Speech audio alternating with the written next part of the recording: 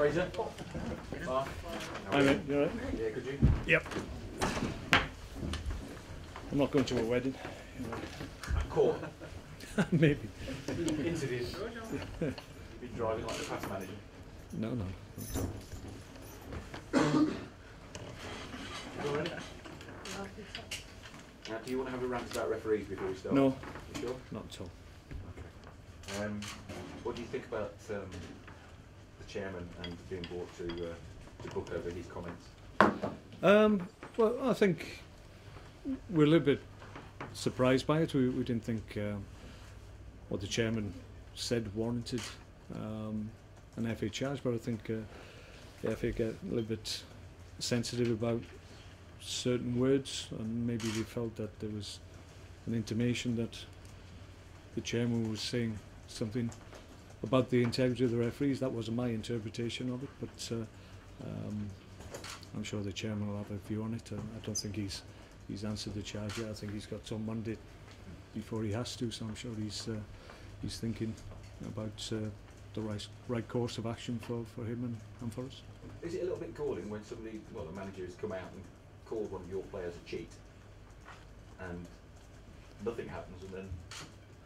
Well, there seems to be a more sensitivity to some words, words like bias or whatever, rather than the word cheat, as you mentioned. So it's what the FA deems to be acceptable or not.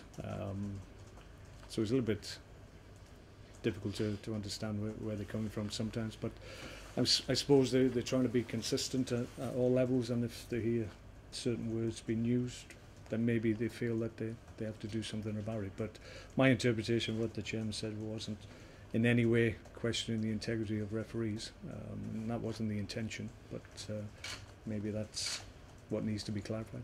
Do you think possibly as well that the chairman might thought he'd be exempt from any being brought to justice like this, and from now on we have to watch the kit down and everybody or what they say, and because you could be brought? No. I don't know. The chairman will always speak on a regular basis to give his views on his club and how we're doing, and rightly so. He should always have that option, and they're usually honest views, and like I said, that's why we're just taken aback somewhat, but we'll see how it pans out. How's your relationship with him? Your previous incumbent was always going on about, what a great relationship he got with the chairman. How do you and he get on? Yeah, I've got a great relationship with him. Well, I like to hope so. Yeah, he's a very knowledgeable football man. He's been involved in football for a long time at a lot of levels, and he understands the ups and downs of the game. Doesn't get too carried away when we're doing well, because he understands that on any given Saturday that can change and you can get beaten. So he understands the up and downs of football, and he's quite prepared to accept that as long as he knows that his club's in good hands, and I'd like to think he thinks that. The international break, obviously the players have come back. Have you got any major injuries through those games? No, we had injuries obviously prior to the international break with Mark Wilson, Phil Bardsley and Eric Peters not able to join up because of the injuries that they had in the Spurs game. The hope is that 2 out of the 3 will be okay. Mark Wilson is the big doubt. Likelihood is that he's going to miss out, but the other 2 we're very hopeful on, and expect them to come through. Glenn Whelan as well should be an option.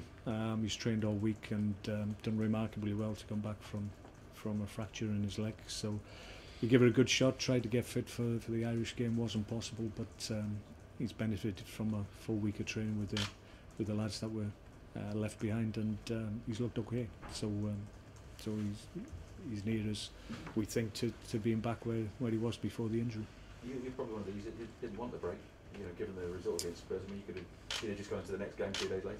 Well, we started to gain a little bit of momentum. I thought our performance against West Ham was really good, and we probably exceeded that against Spurs because we won the game away from home as well. So the last 2 outings that we've had, we've been really encouraged by. So I take your point. I think ideally we would have liked to have played Tuesday, Wednesday, Saturday, or whatever. But that wasn't the case. As as we know, at the beginning of the season has been quite fragmented because of the amount of international breaks that there have been. I think we're all very happy as club managers that all those international breaks are behind us now for any number of months until the new year, and I think everybody will benefit from that, because it's been difficult to gain that momentum and that consistency that you want to see in your play because of the breaks.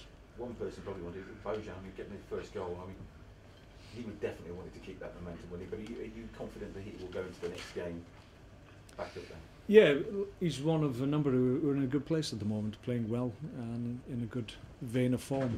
We had to be patient with Bojan, but he's a exceptionally gifted football player, and we're really pleased that he's starting to perform now. We always felt he would, but we always felt it might take him a little bit of time, which it has. But his last three outings, if you count his performance against Southampton in the Capital One Cup, which really convinced me that he was ready to come back into the team, because I thought he was at a better level than he was when he went out with the team earlier in the season. So his form at the moment is good, along with many others. So we want it to continue. We want that momentum in terms of the levels we're hitting, and if we do that, then we'll be fine. We just need to sustain it from now to the end of the season if we can. Not easy, because we've got difficult games coming up, but that's the hope and that's the goal. Now, if you wanted to play your next game a couple of days later, I mean, one man it would was Sean Dyche, wasn't it? I mean, you get your first win, boom, you've got to wait for 2 weeks. That must be horrible for him. Yeah, but I think it's always important when there's an international break that if you can get a win before the break happens, it's that's what you aim for, that's what you hope for, because going into an international break of 10-12 days on the back of a defeat is tough, and it's not easy to take, because really you want to get the whole group back in and address any issues that the previous game has highlighted. So obviously they've had to wait a long time, probably longer than they'd hoped, for their first win, so they'll be buoyed by that, but they know coming to Stoke will be a difficult fixture for them, but confidence is a huge thing in the Premier League, and if you can raise your confidence level going into games, that's going to help your performance, obviously. But we're in confident mood ourselves, so we're not of the view that we're not in a bad place. We're really looking forward to the fixture. We've let ourselves down somewhat in previous games where we've had good performance and good results. Man City away springs to mind, when we had a great performance, great results, and the very next game we get beat at home. So we've had the scars somewhat of that before, so we don't want that to happen again. So we've got another opportunity, first opportunity to really put to bed back-to-back wins. We've had opportunities before and haven't taken them, so on this occasion we need to take them. Every year we get a team like Burnley, they get promoted on a shoestring budget, and statistics say you should beat them. They'll probably go down, they'll give it a good go, but I'm guessing that's not what you should allow to go through your mind when you're picking a team tomorrow to play them. No, I think the emphasis this week, once everybody was back, was that arguably this is our most important game in terms of the impact that it can have on our season up to this point. We're in a good place, we're playing well, we've just had a great win away from home. That's a difficult place to go to get any positive results, and now we have an opportunity to really kick on and shape our season, hopefully, and enable us to remain in the top half from now to the end of the season, which is our aim. So it's a real opportunity. So in terms of importance to our season and where it takes us, then this is a huge game for us, arguably our biggest game this year. Okay. You got any history, any relationship with Sean Dyche in the past? I'm not sure. I may well have played against him. I'm not too sure, actually. I'll have to look. I might have played. That's fine. You're not golfing buddies or anything. No, like no, that, no, then? no, not at all.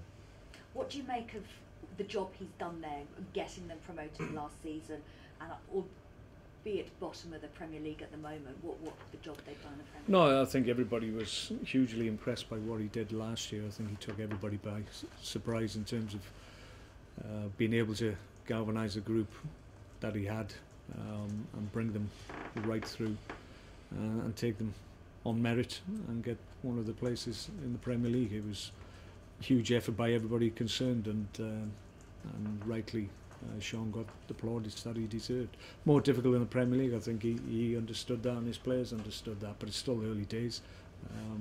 They'll be encouraged by the positive result against Hull and hope that's the kickstart that they need to get more points on the board. But it is very difficult in the Premier League, certainly when you're a promoted side, and it's not easy, but getting points on the board with your first win is huge, and they've been able to do that, so you would imagine that they'll start to pick up points in games that they have ahead of them, because they're increasing their experience of the Premier League as they go along. But we're very hopeful that won't be tomorrow, though.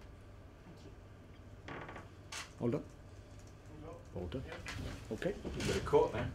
Yeah. Hear me, fan? You want to? What, because you do? Oh yeah, not half.